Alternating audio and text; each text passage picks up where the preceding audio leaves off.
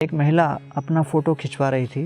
Photographer ने जब lens के अंदर से देखा तो उनको लगा कि उस महिला के मुख पर स्मॉल पॉक्स के कुछ चिन्ह लग रहे हैं।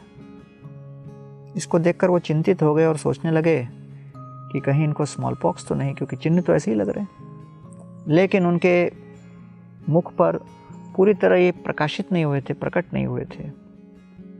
कुछ दिनों के पश्चात वास्तव में उस महिला का तबीयत खराब हुआ।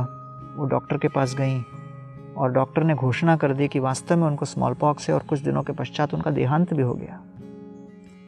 तो जिस प्रकार स्मॉल पॉक्स शरीर के अंदर पहले प्रकट होता है और फिर उसके लक्षण प्रकट होते हैं, लेकिन सूक्ष्म रूप में उनके लक्षण दिख जाते हैं, जैसे कैमरे में उनको दिख गए, उसी प्रकार मन के भीतर जो हमारी इच्छाएं हैं, वो इच्छाएं भी इस स्मॉल पॉक्स के अप्रकट रूप की भांति हृदय के भीतर स्थित रहते हैं। जैसे कुछ समय के पश्चात ये ज्वर प्रकट होता है, वैसे ही हृदय के भीतर की भौतिक इच्छाएं विभिन्न प्रकार के कार्यों में परिणित होती हैं, प्रकाशित होती हैं।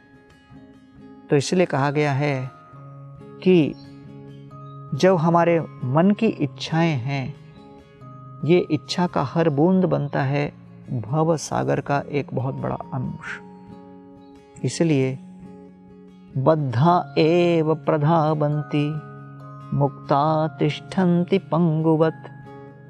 ये मन बड़ा आश्चर्य देने वाला एक ऐसा सूक्ष्म देह है जो हमारी इच्छाओं का मूल स्रोत है, और इसलिए ये इच्छाएं काचित आश्चर्य श्रृंखला, ये आश्चर्य रूपी श्रृंखला की भांति है, रज्जु की भांति है।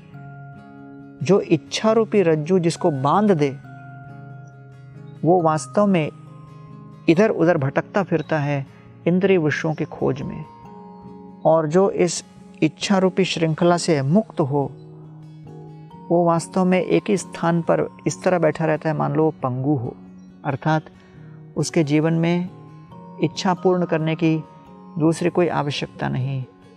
वो पूरी तरह शांत और समृद्ध रहता है। आइए हम अपने जीवन में इच्छा मुक्त होने का प्रयत्न करें, और इच्छा मुक्ति का अर्थ है कि हम इच्छा को भगवत भक्ति में जोड़ दें और उसमें युक्त कर दें।